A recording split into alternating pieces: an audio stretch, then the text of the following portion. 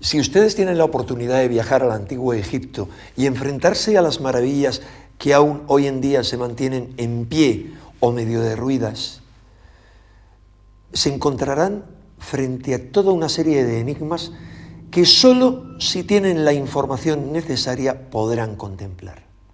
Son enigmas de los que no les van a hablar los guías, de los que tampoco encontrarán información en las guías turísticas, de los que no les hablarán los arqueólogos y no encontrarán referencia en los libros de egiptología, pero que sin embargo están ahí.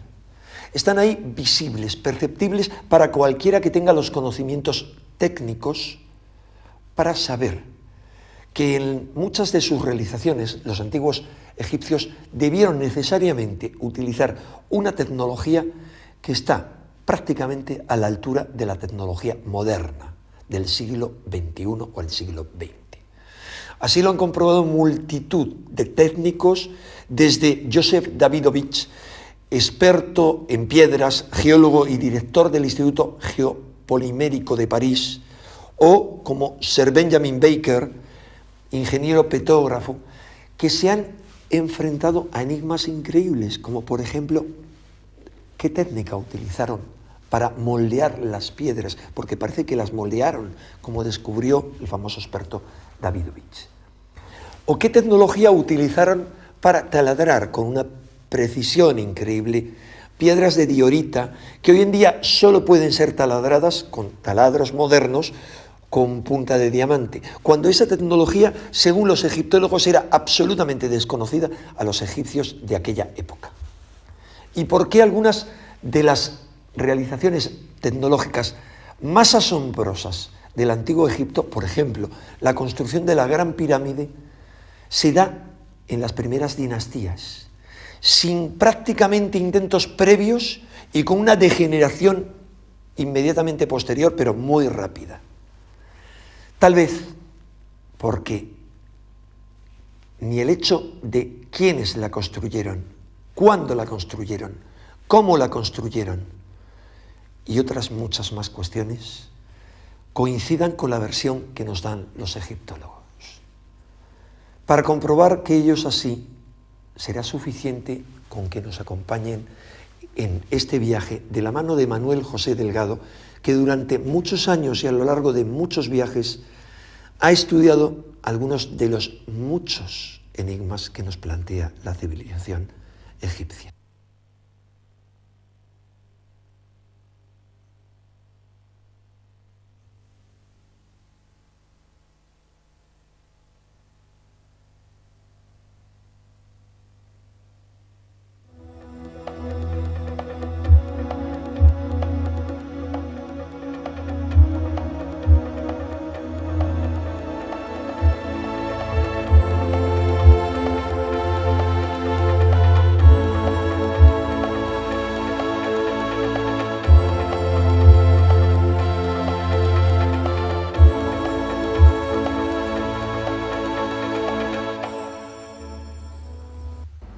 Desde hace ya muchísimos años venimos recorriendo Egipto para intentar introducirnos en todos sus misterios. En el siguiente trabajo de investigación podrán comprobar la gran cantidad de datos expuestos, toda la documentación que manejamos. Son muchísimos números que hablan de medidas, de ángulos, de proporciones. Indudablemente en Egipto no hay que inventarse nada para saber que existen misterios y que existen muchísimas preguntas que todavía no tienen respuesta.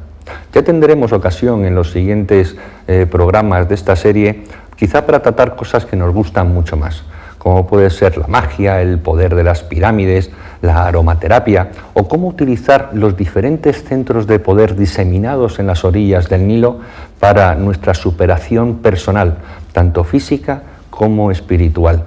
Pero ahora tenemos que seguir con este programa. Es un programa denso, que en alguna ocasión a algunos de ustedes les va a resultar pesado, pero indudablemente tiene que estar ahí, sobre todo para todos aquellos que indican que los que estudiamos los misterios de Egipto nos inventamos cosas.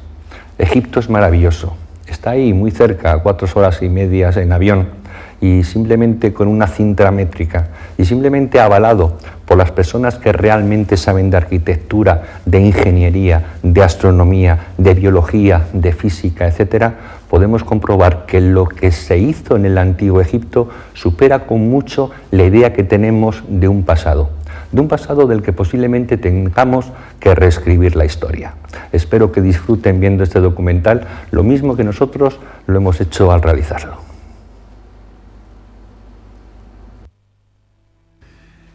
Cuando Champollion descifra la piedra Rosetta elaborando su primer diccionario de jeroglífico, abre a millares de investigadores las puertas de un mundo tan fascinante como desconocido, creando un instrumento que permitía descifrar aquello que los antiguos egipcios dejaron escrito en sus tumbas y papiros, mostrando unos conocimientos científicos que resultan asombrosos para su altísimo nivel y cuyos orígenes parecen perderse en la noche de los tiempos, abriendo la incógnita de cómo una civilización puede saltar del neolítico a esos niveles de genialidad y después ir perdiendo paulatinamente su esplendor y sus saberes. La historiografía oficial nos ofrece una imagen global de una civilización fascinante, ignorando determinadas pruebas arqueológicas capaces de romper cualquier esquema establecido, ya que del mismo modo que si podemos hablar de una evolución cultural lineal a lo largo de las 31 dinastías del Egipto faraónico, no podemos decir lo mismo de su evolución tecnológica, que nos muestra unos espectaculares avances en un periodo determinado y una posterior involución de la que no nos hablan los libros de historia. La meseta de Giza es el mayor testimonio de estos problemas arqueológicos, y en especial la Gran Pirámide. No existe ninguna inscripción que explique sus misterios, ninguna pista válida que confirme su datación en el tiempo. Simplemente 3 millones de bloques de piedra, 7 millones de toneladas erigidos como homenaje a la mística, a la ciencia o a la locura. Los viajeros de la antigüedad ya manifestaron su asombro ante la ausencia total de una tecnología que justificase la construcción de las pirámides. La arqueología ha tratado de dar respuesta a los cómo y los porqués de tan magna construcción, careciendo de la base suficiente en campos tan importantes como la física, las matemáticas o la geometría. Desde que en el siglo XIX se descubrieran las relaciones de la Gran Pirámide con los números pi y phi, se inició una frenética carrera hacia la interpretación de sus medidas, dando como resultado las más insólitas interpretaciones. En pulgadas, en yardas, en metros, en litros o en varas, las mediciones, muchas veces sometidas a tortura, conducían a la explicación de todo, del presente, del pasado y del futuro, no faltando quien achacaba a errores de construcción los datos que fallaban en su teoría. O incluso otros no dudaron en limar algunas aristas para que sus elucubraciones fuesen refrendadas con mayor precisión. Fue a finales del siglo pasado cuando llegó a Egipto Sir William Matthews Flinders, Petrie, con un sofisticado equipo de medición que incluía teodolitos de alta precisión, niveles ópticos, calibres micrométricos con vernier, goniómetros adaptados a ángulos, catetómetros, anteojos de autocolimación, cintas de Invar, termómetros de Beckman, etc.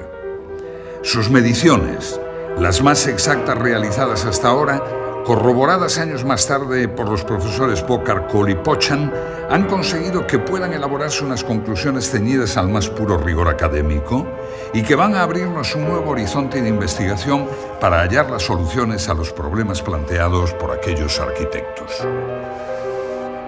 Lo que hace a una disciplina más o menos científica es la medida en que se establezca una preeminencia de los hechos sobre las teorías. Un mismo hecho puede en arqueología tener una fundamental gravitación o ser un detalle omisible de acuerdo a la teoría que barajemos en ese momento. La dificultad se traduce pues en el problema de la evidencia, que en arqueología no tiene el valor que puede lograr en las ciencias exactas o experimentales.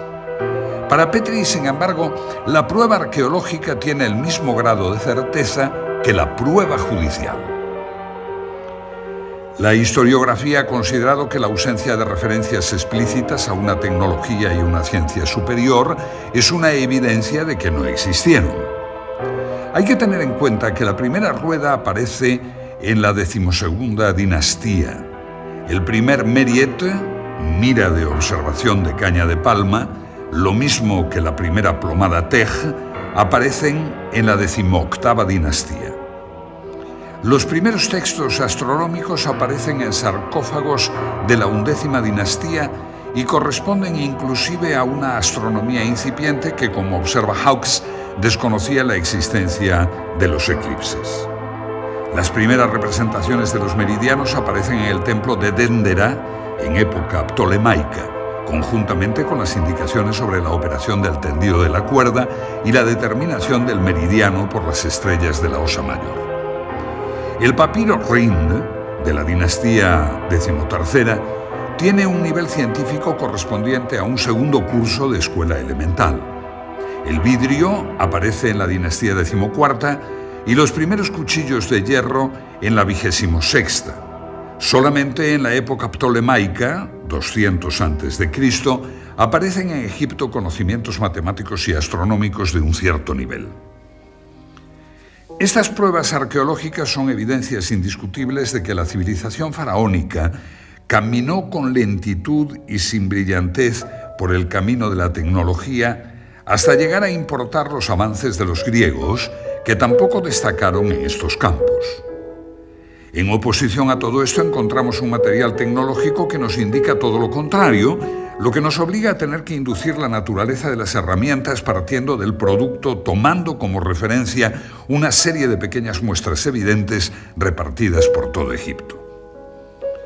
Es un misterio inexplicable el repentino grado de perfeccionamiento adquirido por el arte de la construcción en la tercera dinastía y la incapacidad notoria de los constructores de la sala hipóstila de Karnak, derrumbada en 1899, que 1500 años después desconocían que los edificios requieren cimientos. Mientras que el análisis arqueológico muestra una línea de evolución cultural desde la primera dinastía hasta la época ptolemaica, el análisis tecnológico señala una línea de ascenso desde la primera dinastía hasta la cuarta para mostrar luego un proceso de involución a lo largo de varios milenios. En los relieves de El Berge, 12ª dinastía, se ve una estatua de Yehuti-Topep de un peso de 60 toneladas colocada sobre un trineo y arrastrada por 172 hombres.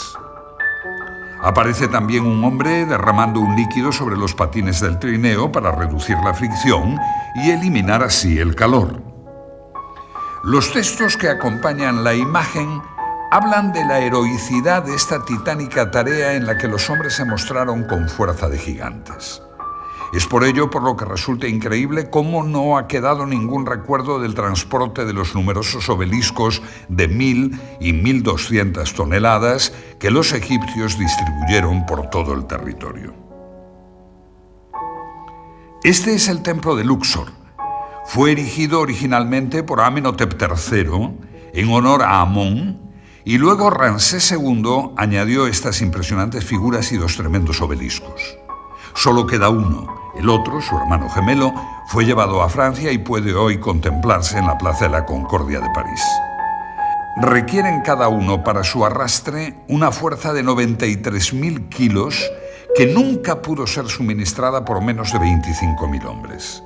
Para subirlo por una rampa se haría necesario un esfuerzo adicional que para un 30% de pendiente exigiría el esfuerzo suplementario de otros 50.000 hombres.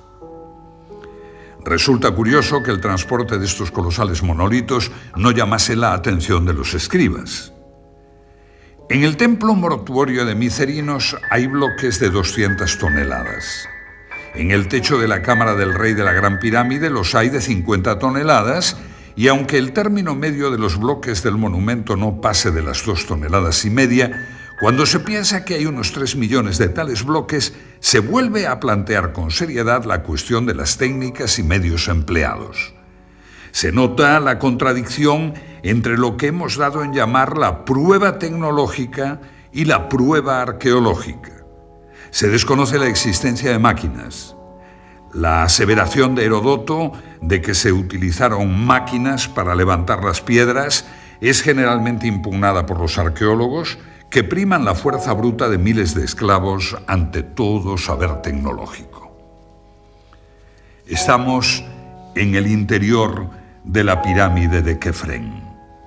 Desde su entrada comienza un pasillo descendente que justo en este lugar se vuelve horizontal para posteriormente subir hasta la cámara del sarcófago. Y es en este sitio donde los arquitectos de la pirámide decidieron colocar una esclusa para obstruir el pasaje. Es esta roca. Las teorías que esgrimen algunos investigadores para demostrar que por medio de rampas los antiguos egipcios lograban elevar grandes bloques a enormes alturas quedan en entredicho cuando nos encontramos con problemas como este. Es una roca de granito de casi 3 toneladas de peso. La estudió Petri. Si los bloques eran elevados por rampas a base de fuerza muscular, ¿cómo pudo ser elevado este bloque a esta oquedad para que posteriormente bajara y ejecutara la función que le encomendaron sus constructores? Que sirviera de cierre, de tapón. En este pequeño espacio no caben más de 6 personas. Es por ello por lo que Petri dedujo que los antiguos egipcios debieron poseer máquinas, y máquinas muy eficientes.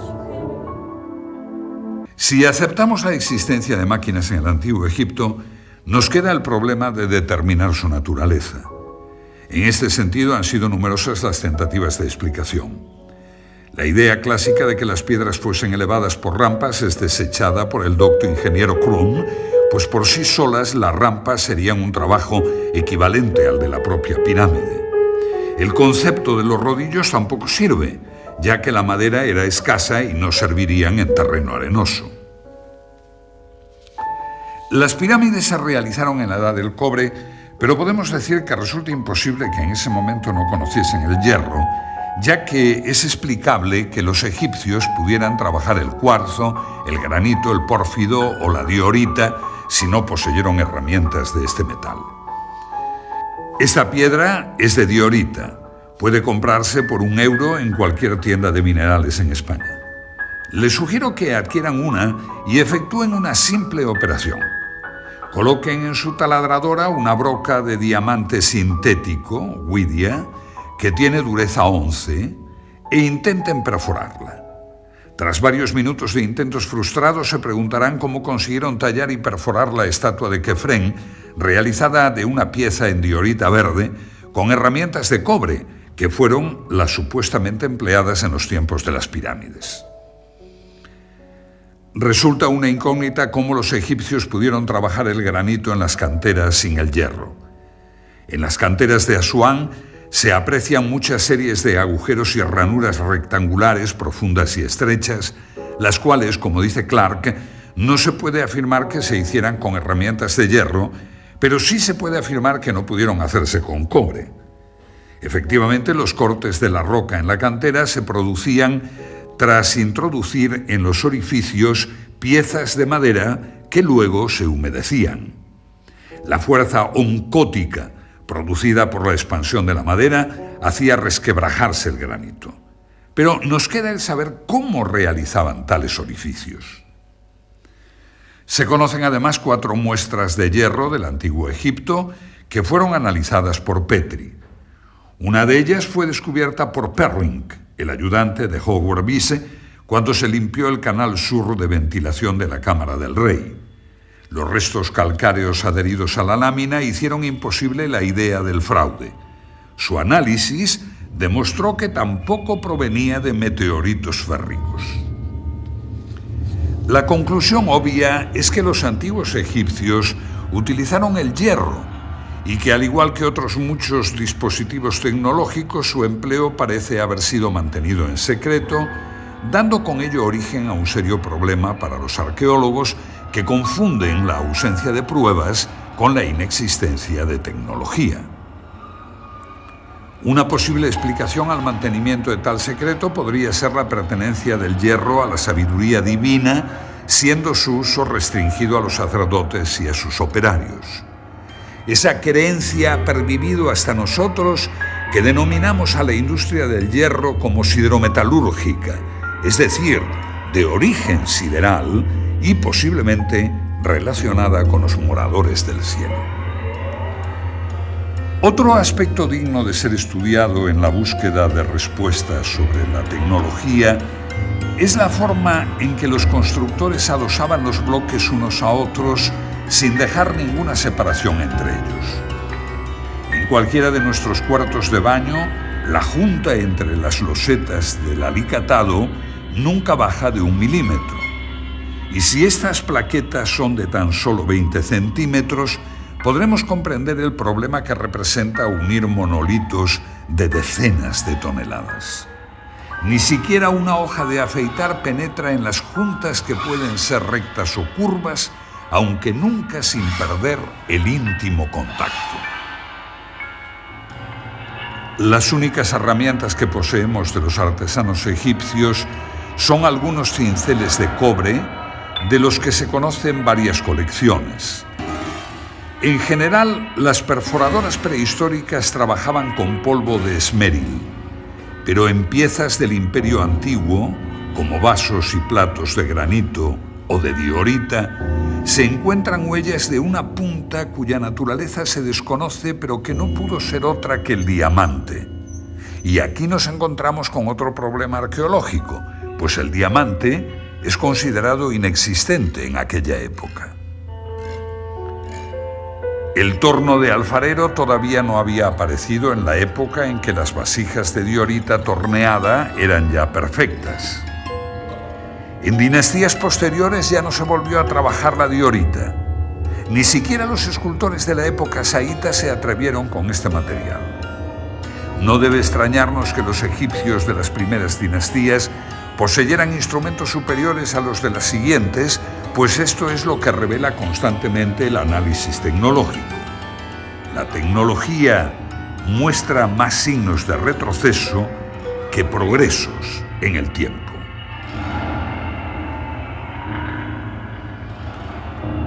Debemos admitir que los egipcios de las primeras dinastías conocían el torno de punta fija antes de que aparecieran los tornos de alfarero. Con el torno egipcio se obtenían incluso superficies esféricas, pues se conocen platos hechos a torno en los cuales la herramienta se movía sobre una línea curva. Tenemos la prueba de que además del torno de punta fija conocían el torno con herramienta articulada móvil. Esta es una importante cuestión tecnológica, pues muy difícilmente podría la herramienta articulada moverse a su vez en forma circular. Que la pieza se movía con independencia de la punta, por otra parte, está probado por ejemplares estudiados por Petri, en los que se puede apreciar por las huellas que la pieza ha sido desmontada para cambiar su centro de giro, una operación familiar para el tornero moderno. Y si el torno de punta fija o móvil ya nos deja impresionados, no lo es menos otra pieza importante como es el serrucho para piedra, y no para piedra normal de caliza, sino también para otras piedras de dureza mucho mayor, como el granito. Se conocen ejemplares de serruchos egipcios de bronce con dientes de esmeril, cuyo funcionamiento se asemeja a las modernas cortadoras de cinta de acero con polvo de esmeril llevado por agua, con las que se cortan los bloques de granito en las canteras modernas. En los hipogeos de Tebas, 12ª dinastía, se han encontrado bloques de granito serrados que muestran huellas de óxido de cobre, lo que probaría el empleo de esta herramienta. Pero estudiando la inclinación y la velocidad del descenso de la hoja, se descubre que trabajaban a una enorme presión. Es inadmisible que un serrucho de bronce y esmeril pueda cortar granito si le aplicamos una débil presión y empleamos un tiempo indefinido en el corte. La única solución que se nos plantea es que los antiguos egipcios debieron poseer otro instrumento cuya estructura desconocemos, pero que con seguridad no trabajaba con dientes de esmeril. En relación con el modus operandi de estos serruchos, se exhibe en el Museo del Cairo el sarcófago de Diodefre, hijo o hermano de Keops, donde puede apreciarse el trabajo del serrucho. Aparentemente los sarcófagos eran transportados con la tapa no cortada para reforzar la estructura. El serrucho ha cortado ya los 2/3 de la tapa, quedando un resto por cortar en donde todavía puede apreciarse la garganta carcomida por la herramienta. Se observa así la superficie irregular que va dando forma al sarcófago antes de su ulterior pulimento y en donde todavía hoy es posible apreciar las marcas de ocre que indican las líneas de corte. Aparentemente, el serrucho ha sido guiado a mano, como puede inferirse por la forma irregular de la superficie cortada. El ancho de la herramienta, correspondiente al ancho del surco, es de 2 centímetros. El plano de corte presenta desniveles del orden del centímetro. Y aunque no nos imaginamos qué herramienta pudo hacer el corte, se aprecia que su uso fue manual con las imperfecciones que el pulso provoca. En cambio, en otro sarcófago, el de Keops de la Gran Pirámide, en donde los desniveles de las superficies serradas son del orden del milímetro. El serruchado del sarcófago de Keops debe considerarse como una obra maestra en la materia, pues a pesar de no haber recibido un pulido ulterior es casi una pieza terminada. La herramienta llevaba una guía mecánica. Este serrucho se movía a modo de los modernos cortadores de peine que producen bloques de superficies paralelas debido al movimiento simultáneo de varias cintas de acero. Y de nuevo nuestro estupor al comparar la tecnología antigua con los logros de la actual. Esta es una cantera situada en Cerceda, en las estribaciones de la madrileña Sierra de Guadarrama. Su moderna tecnología pudo verse en un stand de la pasada Expo 92 de Sevilla. Los bloques de granito llegan hasta aquí desde la península de Labrador o desde Sudáfrica y abastece a la práctica totalidad de cementerios madrileños. Aquí saben de la industria de la piedra. Su más perfecta máquina de corte para piedras de granito está diseñada por una hoja redonda de 2 metros de diámetro, compuesta de múltiples dientes de huidia, carburo de tungsteno, por lo que no puede cortar bloques de más de 1 metro. Cada vuelta de la hoja avanza tan solo 5 milímetros. Se tarda una mañana entera en cortar toda la roca. No se puede ejercer más presión, pues las puntas se abrasarían. Viendo esto, debemos preguntarnos cómo hacían los antiguos egipcios para que sus serruchos avanzaran en cada presión casi 2,5 milímetros, o sea, 60 veces más potencia que los logros de nuestra avanzada civilización. Pero nuestro asombro no acaba aquí, pues aún hemos de tratar la herramienta más conspicua de la antigua tecnología, el taladro cilíndrico. El tubo ejecutaba taladros de hasta 15 centímetros de diámetro, dejando tras su camino un tarugo central que posteriormente era roto con un simple golpe. Estos taladros se llaman trépanos y pueden verse en algunos lugares de Egipto. El cilindro, en los taladros modernos, es de acero con puntas de huidia. La presión debe regularse cuidadosamente por control manométrico y para un taladro con 3 puntas de diamante, esta es aproximadamente de 50 kilos. Para un taladro con punta de huidia es menor, unos 30 kilos. La herramienta de huidia presenta, sin embargo, la ventaja de su gran velocidad tangencial. El diamante, en cambio, debe ser trabajado a baja velocidad, pues puede quemarse. Los taladros modernos, al igual que en las máquinas de corte, avanzan en el granito 4 centésimas de milímetro por vuelta, mientras que la máquina egipcia avanza 2 milímetros, tan solo 50 veces más. La idea de que pudieran operar por golpes o escoriaciones es rechazada, pues no hay ninguna huella de semejante proceder. La posibilidad del empleo de 2 herramientas aplicadas alternativamente, una de las cuales se limitaría a ensanchar el surco dejado por la otra, es descartada, pues se conocen trépanos con el tarugo aún dentro. No queda otra alternativa que aceptar que estos instrumentos trabajaban bajo una presión de 2.000 kilos o de que poseyeran un instrumento cortante 50 veces más duro que el diamante. Y con esto ni siquiera sueñan los tecnólogos modernos. Un tarugo de pórfido blanco y negro, correspondiente a la primera dinastía, fue estudiado por Petri, indicando que posterior a esta fecha ya no se volvió a trabajar el pórfido, piedra extremadamente difícil de mecanizar tanto por su dureza como por su textura heterogénea. El mismo autor pudo fotografiar un trépano con un tarugo de 70 centímetros de diámetro. Esta tecnología egipcia queda muy por encima de las posibilidades mecánicas de nuestra era espacial. Aunque como realización tecnológica de alta precisión no existe nada en el mundo entero que iguale el revestimiento calcáreo de la Gran Pirámide. Hoy se pueden contar con los dedos de una mano, pero en su día fueron 27.000.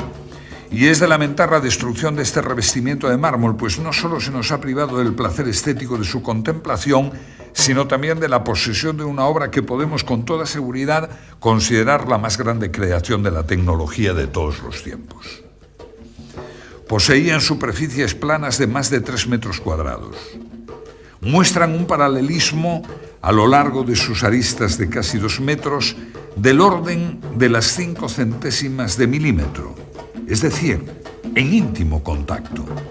La apertura media de la junta es del orden de 5 décimas de milímetro.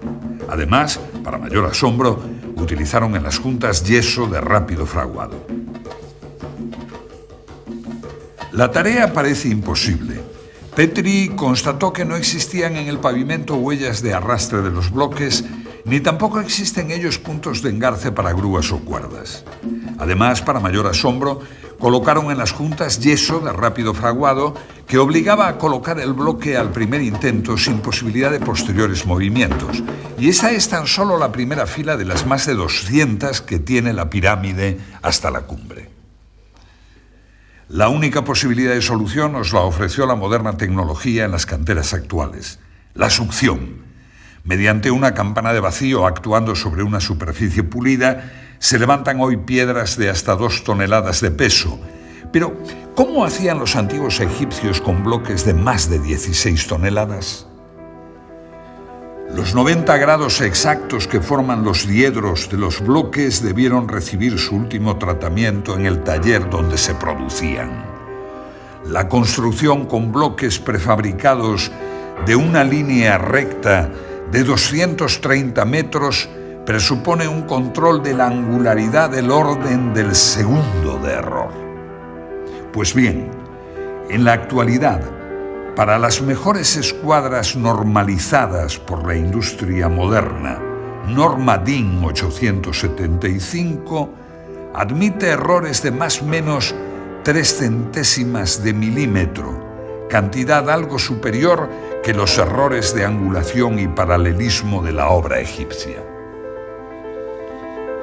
Teniendo en cuenta que los mejores instrumentos no ópticos miden con errores de más de 300 segundos, se demuestra como un teorema que los egipcios debieron poseer instrumentos ópticos y además de alta precisión, ya que el anteojo de autocolimación corriente, por ejemplo, da errores del orden de los 5 segundos.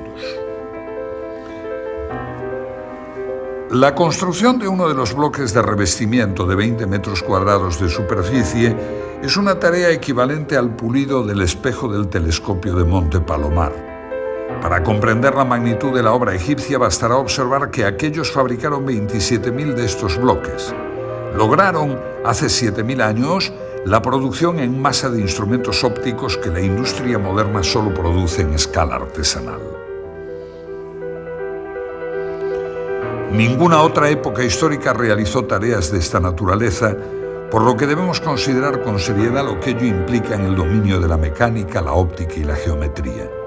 Con estos planteamientos ya debemos ir desterrando el concepto de casualidad en los restos de la cultura egipcia. La orientación de las pirámides es una de esas casualidades y es lógico que ciertos arqueólogos piensen así, pues de lo contrario habría que suponer un instrumental y unos conocimientos superiores a la tecnología actual, y eso es difícil de aceptar, aunque no nos quede más remedio. Las representaciones que aparecen en el templo solar de Niuserre de la Quinta Dinastía y que coinciden con los textos del templo de Edfu, en las cuales aparece el rey y sacerdotisas con una maza, estacas y la cuerda de arpentar, determinando la orientación de un templo, no puede tomarse al pie de la letra, pues tales representaciones serían como estudiar nuestros sistemas de ingeniería por las fotos de la ceremonia de colocación de una primera piedra. En inscripciones y manuscritos no se desprende el menor atisbo de conocimiento geodésico. La conclusión del análisis arqueológico está pues basada en hechos, y por ello algunos egiptólogos consideran que la exacta orientación geodésica de las pirámides tiene que ser producto del azar. Como casi siempre ocurre en la Gran Pirámide, el análisis tecnológico lleva a la conclusión opuesta. Su error de orientación es de 5 minutos 31 segundos. Para hacernos una idea, coloquemos una moneda de 2 euros a 1 kilómetro de distancia. Su diámetro sería el error que tiene la Gran Pirámide con respecto al norte verdadero. La agrimensura moderna, conducida por teodolitos, cronómetros y tablas astronómicas, admite para el cierre de polígonos un error del 0,3%, que corresponde a un error de 10 segundos traducido en error angular. Ningún procedimiento propuesto ha logrado explicar cómo consiguieron los egipcios tal exactitud. Es imposible, pues, sin un objetivo y un ocular solidarios, intentar ningún género de determinaciones de este tipo. La Gran Pirámide está por encima de la tecnología moderna en cuanto a orientación, pues sus 5 minutos 31 segundos supera con mucho las modernas normas de precisión. Y aún cabe una segunda pregunta. La pirámide de Kefren tiene el mismo error de orientación, es decir, 5 minutos 31 segundos. Las dos grandes pirámides de Egipto tienen el mismo error. Y ahora cabe preguntarse si dicho error fue motivo de cambios de orientación total de la meseta de Giza por motivo de los terremotos, o bien si estos 5 minutos 31 segundos no fueran tal error y siguieran la concepción original de los constructores. De todas formas, tan difícil es orientar las pirámides exactamente a los 4 puntos cardinales como orientar ambas con la misma desviación. Por lo que debemos considerar la posibilidad de que los antiguos egipcios tuvieran el equipamiento necesario para edificar una base de 53.000 metros cuadrados con una orientación de 0 grados, 0 minutos, 0 segundos. Si juzgamos los conocimientos matemáticos de los egipcios por los pocos textos que han llegado hasta nosotros, su matemática fue bastante primitiva.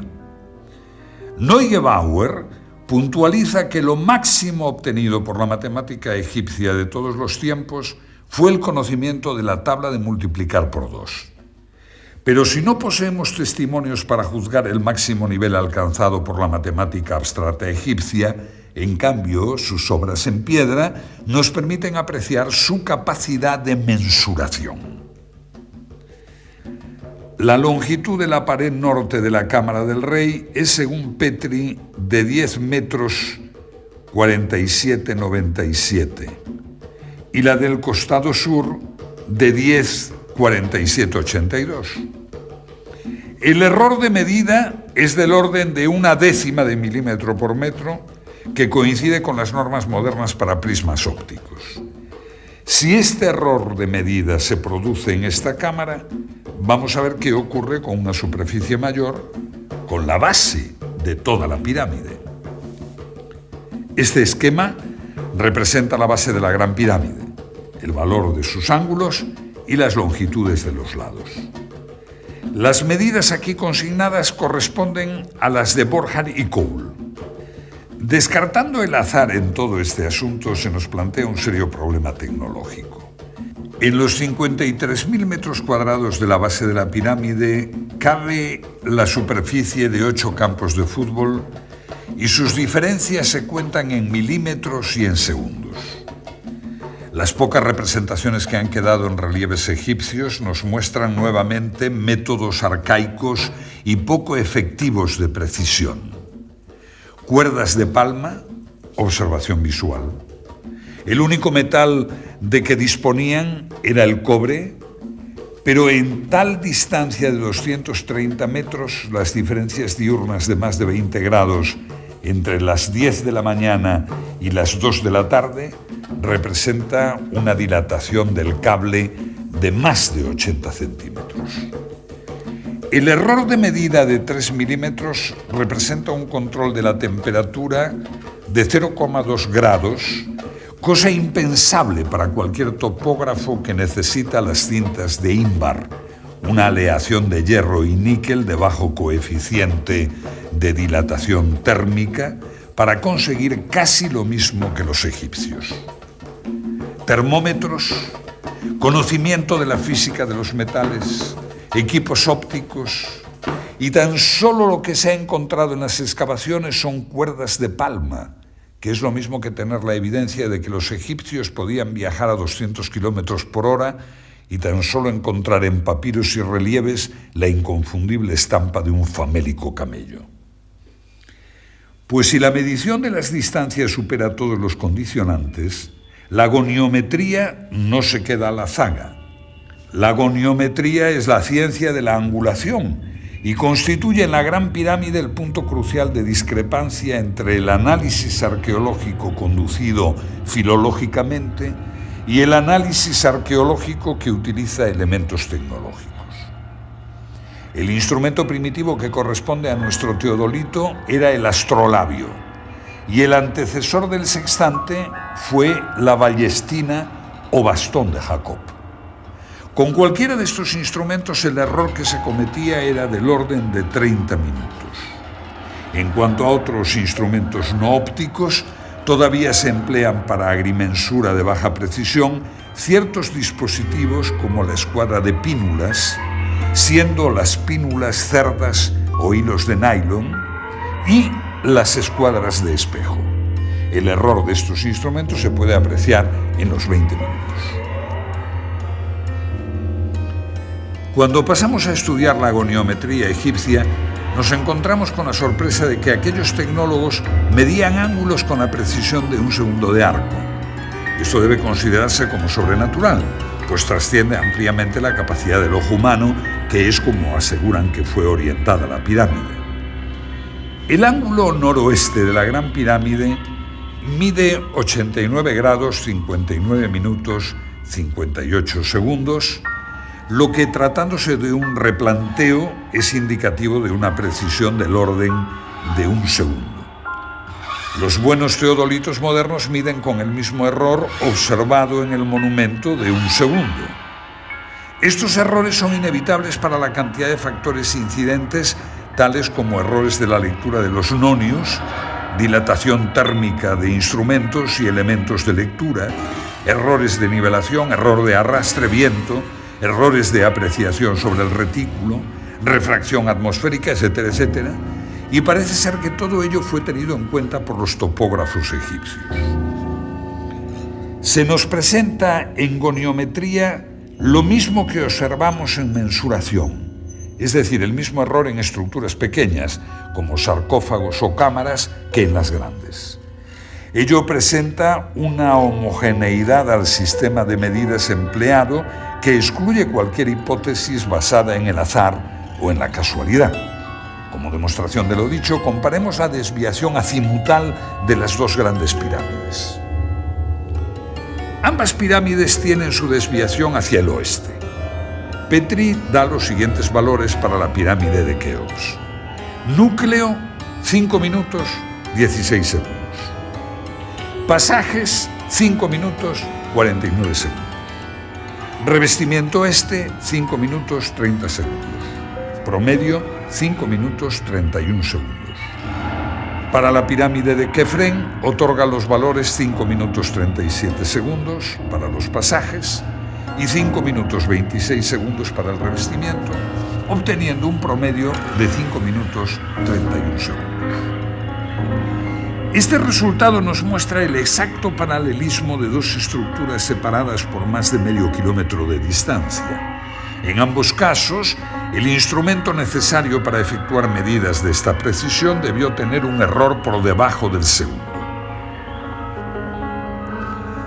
Como puede apreciarse en la tabla azimutal, el cuerpo de la pirámide de Keops, sus pasajes y su revestimiento del lado este se encuentran en un exacto paralelismo que coincide asimismo con el del revestimiento, cuerpo y pasaje de la pirámide de Kefren.